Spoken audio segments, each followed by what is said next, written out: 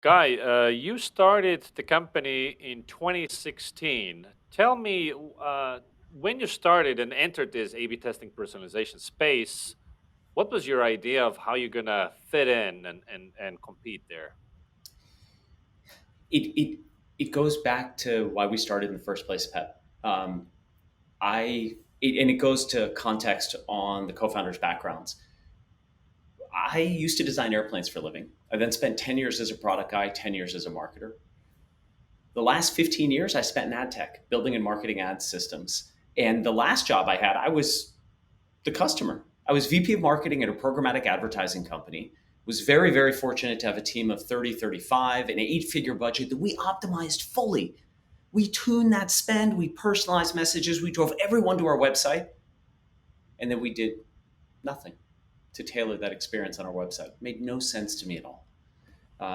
We spent so much energy personalizing the paid portion of the journey and not the bottom of the funnel where leads were generated, where my tail and my head of demand gen's tail were on the hook to go drive a bunch of leads to sales.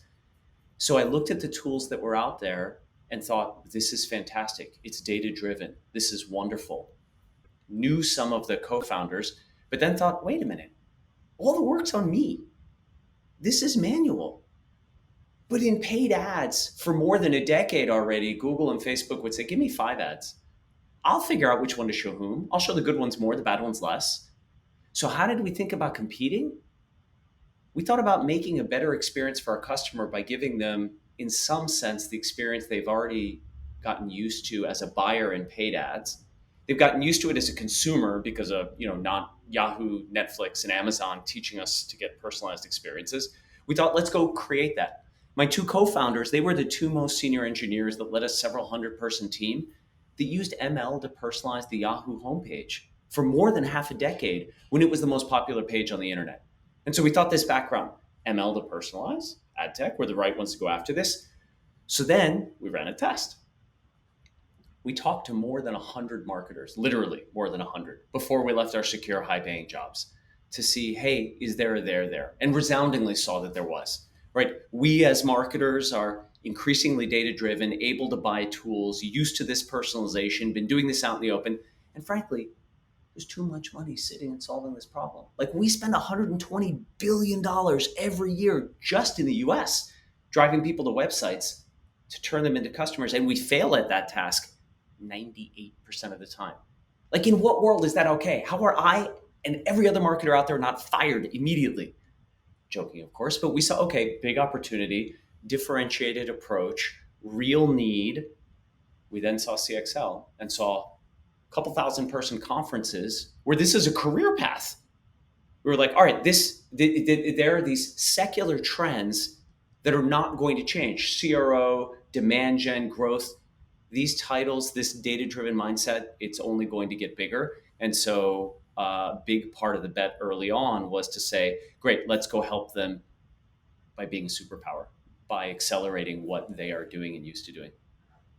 So let me ask here. So it sounds like this is classic product-based differentiation, and obviously bringing innovation to a space is a great way to grow quickly. But what was your idea of the moat? Like the established players, let's say Optimized or VWO, who were already there, or Adobe. Like, couldn't they just copy all that stuff and then you have nothing? Great question. We went to see, is this something they're headed down? Because they had, uh, you know, infinitely better market positions because we hadn't started. Saw that there was something about mindset. So, how do we think about differentiating? You're right, better product is one of them. Two is a mindset around customers. This sounds silly, but we think it's pretty foundational. Um, you know, one of the CEOs of those companies who did an amazing job and created a category and did amazing things said, "Hey, my job's to build a product, to create a great product and give it to my customers." With humility, I'll say, I don't think that's enough. Like, the pragmatic marketing training where they're like, you need to deliver the whole product. It's not just the SaaS you slide across the table, but the other things that get in the way of your customers being successful. So we think there was differentiation there as well. How did that manifest with us? When we talked to marketers, we were talking to non-technical marketers, right, which is most of them. Um, they couldn't get the time of day from engineering. Right? They'd go to engineering and say, "I'd like to build this. I'd like you to build this test." And engineering would say, "Wait, what? You want me to build this thing? You don't even know if it's going to work? Like, get in line. I'm building the core product." And so, although they had a tool, they couldn't practically use it. One, two, they needed ideas. Often they had some, but they wanted to know best practices. And so we stood up a services team that would help them with ideation, nothing like what Spiro would do. Right? Spiro literally is a whole nother level. This was basically pattern matching, heuristics, which was helpful thought starters for them. And we framed it that way. We're like, you own the ideas, here are thought starters. We stood up a team to do front end coding, not because it's our core competency, the ML is, but because it unlocked their ability to go try a bunch more. Because as you and I think, both believe, this is a probabilistic game. There aren't rules. If we knew every button should be red or every headline should be inspirational, you don't need a whole bunch of companies and this career path is simpler. So if it's probabilistic, you want to be able to try a bunch of ideas rapidly in parallel. And so we stood up those two things as part of this customer mindset. And the third differentiation, which helps a lot in our marketing, goes to company core values. We have six of them. The two top ones are: one, make our customers wildly successful. And to us, that does not mean they give us money. It means they're heroes. They get promoted.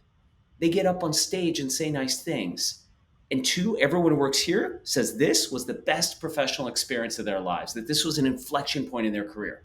That first one is a lot of how we differentiate in our marketing. We can say we've got a better tool. Okay. We can even say it in ways that are meaningful to our customers. Okay. I say this, by the way, in my last job in programmatic advertising, there was literally nothing we could tell our customers that could credibly help them understand we were better without them buying both solutions. Happily, that's not the case where we are now. Fine, we can say all those things. They still will be like, look, your incentives are all off.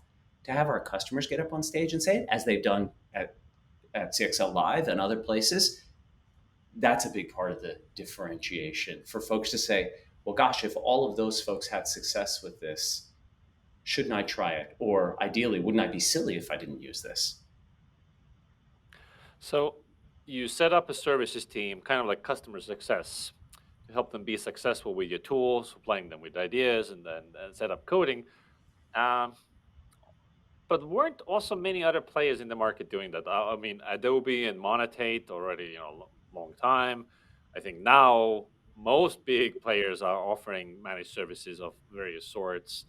So is that doesn't sound like a sustainable competitive advantage. So how has your product strategy and also competitive strategy evolved? So now in 2021, what are you competing on now?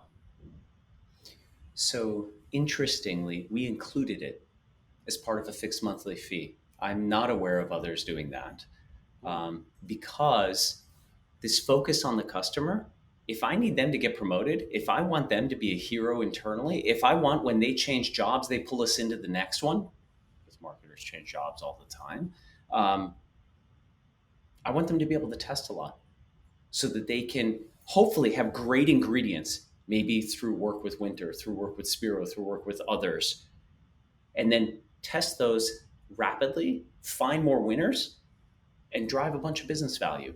And so, could others decide to do that? Technically, they could. They need to make the business decision to effectively be long term greedy. The short term, everything goes the way of the customer. Everything that could possibly happen day in, day out, I want it to be in the customer's favor. Not irrationally, but still to focus there so that you create that long term success. Right. So you bake managed services into your, regular fees. It's not something on top. Uh, and so that's a strategic choice, but it's also a trade-off. So by doing that, what have you decided not to do? We waited on some self serve capabilities early on. We then built them. They're built, they're live, people can end to end self serve. But in the beginning, we said, hey, we're going to help you do this. That created magical experiences when folks could say, you know what, I don't have, I'll make it up, realistic examples. I don't have exit intent modals on my site. I'd like to do them. We'd create them. That might be a whole nother commercial relationship they have. We're like, we'll just do that because it's a repeat pattern that tends to drive lift. Our focus is you getting lift. Um, Back then, that's great. But then when they want to make a text change, to do that through a service, that can take longer and be less magical. And so we created and continue to create new tools for them to be able to do the simpler stuff more easily while being able to do technically more complex. And we've come to the realization that I think, Ben and Spiro and others have come to a long time ago of, it's not the technical complexity that drives the value. That unlocks degrees of freedom, but it's the quality of the ingredients. It's the quality of the customer understanding, leading to hypotheses, leading to good tests. And our hope is that with the product differentiation, by automating the daily checking of stat, sig, and A/B testing, by automating a bunch of that work, that we create more time for customer intimacy in our customers so they can try better hypotheses that lead to better results. So, if I understand it correctly, so you're all about the customer success in the sense that that person will literally become the hero. You're going above and beyond. That's the strategy. And then also then when they switch jobs, they were so successful, they'll bring you with them. Very much so. Our flywheel is, I think, a pretty classic B2B flywheel where we serve customers, make them successful. Marketing is a small community. People talk to each other, and that'll enable us to serve more customers, which creates the revenue that allows us to hire more people to create a better product, and so on. I think it's a pretty vanilla one, uh, and we've chosen to do it mid market all the way up. Mhm. One of my co-founders and I met 17 years ago and worked together for 4 years running most of Yahoo's small business. We see a lot of strategic competition in self-serve, product-led growth. We've chosen not to do that explicitly because we believe to serve the SMB market, it's a different go-to-market motion. It's probably a different front-end product experience. Same ML underneath, but different product experience, and quite a different mindset. And so we have chosen not to go there and never have. We never started there. We've always been mid-market all the way up. What in this case is your moat? So if a richer player comes along, or one of the existing players decides to, we're also gonna go that way. Obviously, they can't copy your existing relationships, but they could like put a bunch of money into hiring people to go out there and build these relationships and bake in managed services. So, how are you thinking about your moats? Are you actively building any? So the product one allows us, it's a self reinforcing lead. The more we learn, the better we get. And by we, I mean the ML, the better we get at predicting human behavior on websites. And so we can actually drive more lift with the same ideas, right? If our customers come with the same ingredients, same batting average, they will get more lift. One, two, when that big company does that, with humility, there are 30 or 40 people in the world that are really good at this kind of ML. We're really fortunate to have a bunch of them. A highly, highly, highly paid, freshly minted CS PhD is brilliant and very unlikely to go tackle the problems we've solved in this way because the books haven't been written. I mean, the science itself didn't exist 5 years ago. Forget the AWS or Google Cloud capacity. Like, irrespective of that, the science approach didn't exist. And so, there is time there enabling us to continue rapidly iterating on the product to create better experiences for our customers so they go tell more customers to enable us to stand out in this crowded market. And down the road, there are things we can do with a customer's own data that will be very differentiated even again, that because we have the data that we have, because we know what works for whom, because we're not doing winner take all, we know what works for whom, that can enable us to even better serve our customers down the road. What we're not doing, what you don't hear us saying is, like, there are a lot of shiny objects around us. Our customers have asked us to apply this approach in a bunch of different places. We haven't. We have focused. We have focused, actually, just like you and I were talking about before we got started, on whom are we great for, why are we going to be great for them, and doing that thing extremely well. We hope extremely well, continuing to improve it, rather than, you know what, let's go open up 5 fronts in our battle, 5 fronts in our war. We have decided to be more focused because, humbly submitted, I think, uh, given that we're tackling a big problem and have product market fit, failure will come through lack of execution or mismanagement of balance sheet. So tell me, how did you figure out who the right buyer for your particular, let's say, use case is, and who is it, if you can share? And then also, like, what is then the key use case you're solving for, and what are they asking you that you're not you're saying no, like that's not what we do. So the right buyer for us is someone who is a non-technical marketer who gets up in the morning with a number on their head. Somebody who's accountable for more revenue, more customers, or more leads to sales, depending on the kind of business they're in, and feels that pressure day in, day out. It's in their MBOs or OKRs or whatever objective system they have. Uh, that person tends to be more data driven, tends to have already tried some approaches, and is reliably feeling some pain and quickly sees how this can help be an accelerant for them. The key use cases, we observe A B testing and personalization often as two teams, two strategies, two budgets. With humility, we'll say they're both in service of making more money. They're both in service of more revenue, more customers, more leads to sales. And so we think this approach, which really combines the two, optimizes for revenue because you don't treat everyone the same. And I'm going into product differentiation here, right? And you do dynamically adjust over time. What use cases do we say no to?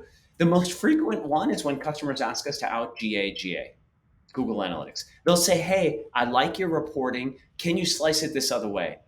And the large majority of the time will say, no, here's an API where you have white box visibility into our machine learning. It's not a black box. You can see every single decision it makes in your own in-house analytics. In fact, we have pre-built integration to GA and a bunch of other tools so that you can slice and dice to your heart's content. We built this to specifically answer 4 or 5 questions around conversion rate optimization, around website optimization.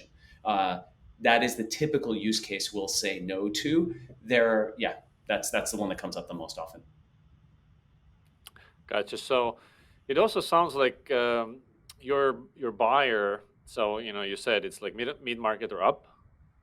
Somebody who owns revenue goals or like lead goals. And then I guess you're also assuming then a level of sophistication that they would appreciate that the ML, which is kind of sounds like your one of your competitive advantages, how good the ML is.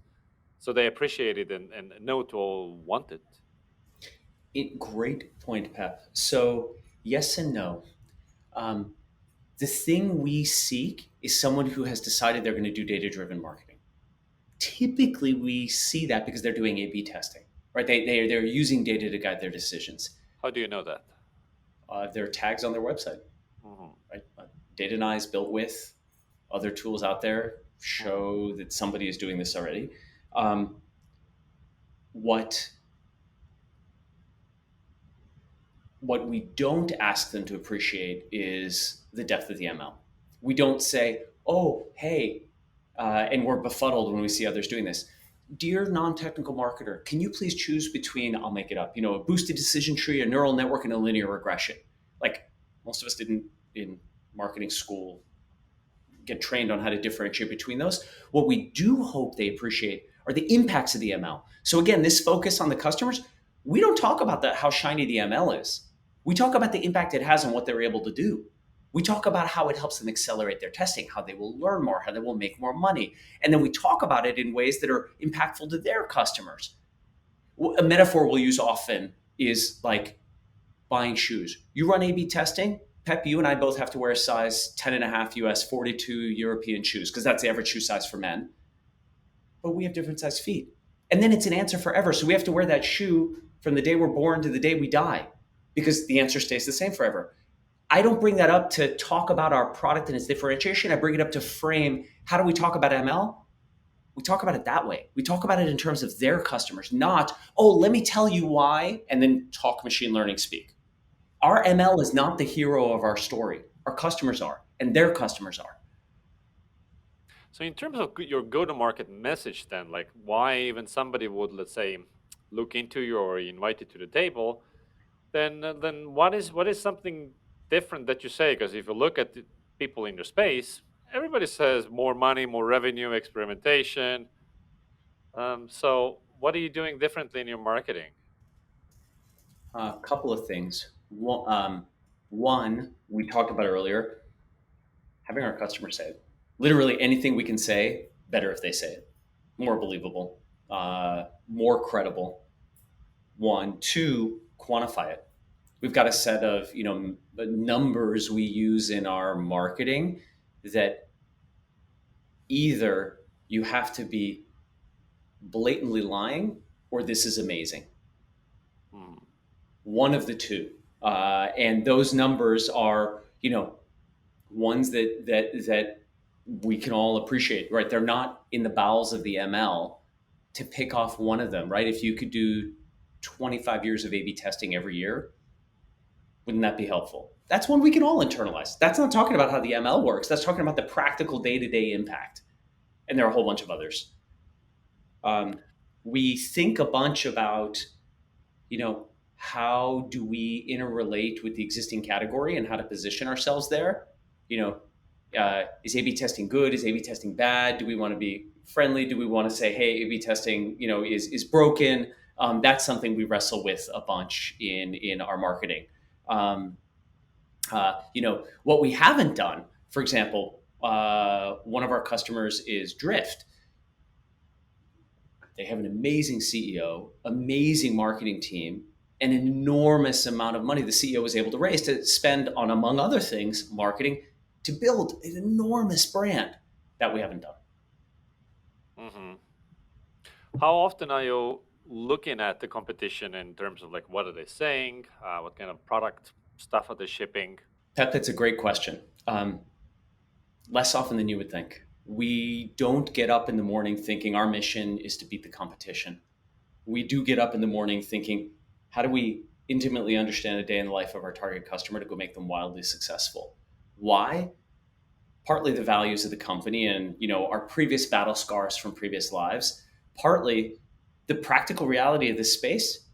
It has so much growth left in it, right? Like it's something like 50% ballpark of the top 100,000 websites do A/B testing. Something like 30% do personalization. You go to the top million, the numbers are I think half that. So it's clearly a category. You've hosted conferences where it's clearly a career path, but yet there's so much growth left to be had that actually we don't spend our time thinking how do we land a punch on our competitor. We do spend time thinking how do we make our customers wildly successful. Hmm. It's not that we're blind to it. It'd be a business mistake to be naive about what our competitors are doing, but that isn't what we get up in the morning thinking about. It's to be explicit, it's a business reality and philosophical choice. It's not a arrogant or humble choice, right? It's not that at all. I talked to Patrick Campbell from Profitwell, who said, similar things that most companies are not using any type of subscription metrics tool at all. So that's where the biggest growth is coming from. However, the easiest customers to land are those who are already using something. So basically targeting customers of the competitors. So somebody who's already a problem and solution aware. Is that does that resonate with you? Is that something that you guys actively, you know, how you think about this? It does because many of the ways that our product, to your point about how we're competing, product is differentiated, solve pains that people feel when they're doing A/B testing, and it enables them to achieve the things they wanted to do with A/B testing, just more, just better, objectively, quantifiably, validated with customers, and so we actually think it's a much longer road to hoe to go from intuition driven marketing to data driven marketing than to go from A/B testing to intelligent website optimization, which we're doing. Hmm. So yes, that does resonate for me a lot. In your so you guys are clearly sales led as opposed to product led. So in your you know usually in B2B, unless it's a super strong personal referral, companies are looking into multiple options. They'll talk to you and they'll talk to some alternatives to you as well. So in those situations, when you're pitching, are you also saying like why choose us against competitor X and Y and Z, or are you just this is our pitch, like this is why choose us? Great question. And I know when you said sales led versus product led, you meant in our go to market, because as a business, we are customer led, but totally in our go to market, it is sales led, Right. 100%. And in bake offs, we, as a business choice, tend to focus more on how will we make the customer successful. But if you know who else is in that bake off, you can frame how you will make them successful in a way that you believe when they look at what they're saying and what we're saying, they put these two together, will look better. And, Gotcha. and, and we believe that's objectively true. It's just you need to choose what from a thousand things to say do you choose to highlight with a given customer or prospect. Guy, tell me about the future. So, what's the dream? Do you have a specific, let's say, a milestone? Like next, you want to hit this glorious milestone. We're tripling this year. We will continue on that pace next year. There are a bunch of functional milestones we want to hit. For us, they are all around how many customers have we made wildly successful and are up on stage. Literally, we were very fortunate to work with some absolutely incredible people raising around last year. And at the same time, we were very fortunate to have some very thought leading marquee CMOs generously contributing to that announcement. I told the company, I'm like, that first thing, you should feel humbled and great that these great investors are seeing the same vision you have. But these customer testimonials, that's true north for us. That's actual success for us. So the dream is a lot more of that. Um, Pep, this is the best job I've ever had. Not because the seat I'm in, but because the culture we work in, the people with whom I have the privilege of working day to day, both in Intellimize and at our customers. I don't want to stop doing this. And so the dream is to be able to do this for a lot longer. Yeah. So I believe everything, but I think you probably also have some sort of milestone, especially if you raised money. Investors are expecting certain outcomes. So there's some sort of a also let's say a revenue goal here, and you don't need to tell me what it is. But I'd be curious, what kind of bets are you making to hit that goal? So here you are now, and then there's the revenue goal or whatever it is, and some obstacles in the way that you need to overcome. So how you gonna do that? How you gonna win? Um, we are making bets across the board. This is a problem that's worth having 100 engineers working on. So we're hiring a bunch, but hiring 100x folks. Among those 30 or 40 in the world that are really good at this kind of ML. We are trying a whole bunch of different approaches in our go to market, right? Rapidly refining, going to create scalable repeatability where we know, hey, this set of messages delivered through these channels to these prospects are motivating, engaging, tee up a good sales conversation where you're reaching somebody in the right moment for them. It's meaningful for them and will help them advance their career in that moment. That's not, pounding them into submission with a bunch of ads or repetition. Um, uh, and so there is a lot of refinement in investing in marketing, in sales, and then in our customer success motion. That'll never stop refining. Right? We will perpetually be tuning that to go shrink and shrink and shrink the time to customers having great value wow moments so that they can go tell others. What you're not hearing is, I'm going to go launch this whole other product line. We're going to go into this whole other geography. We see focus easily enabling us to go achieve the goals we have this year, which are significant ones, as you said, because we have chosen to raise money, and we see a large and rapidly growing market that's giving us clear signals to grow faster. Transparently, the biggest challenge we're having is finding more great people. Feel fortunate that that's the challenge rather than people don't understand the message or product's not working or there isn't product market fit. Feel very fortunate that that's the one, but it's very real. And, the year we all lived through was terrible in 1,000 very meaningful ways. One of the silver linings is it's now a whole lot easier to hire everywhere. Oh yes, remote first, everybody. Yeah, yeah, yeah. Yeah. And I imagine, you guys being a tech company, that probably COVID was not really hurting your business at all.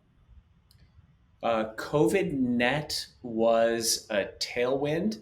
I mean, we're not we're not Purell, we're not Netflix, but Mhm. it was net a tailwind for us as a business. Awesome. Thank you so much, Guy. Pep, it's always wonderful to talk with you. Thanks for the insightful strategic conversation.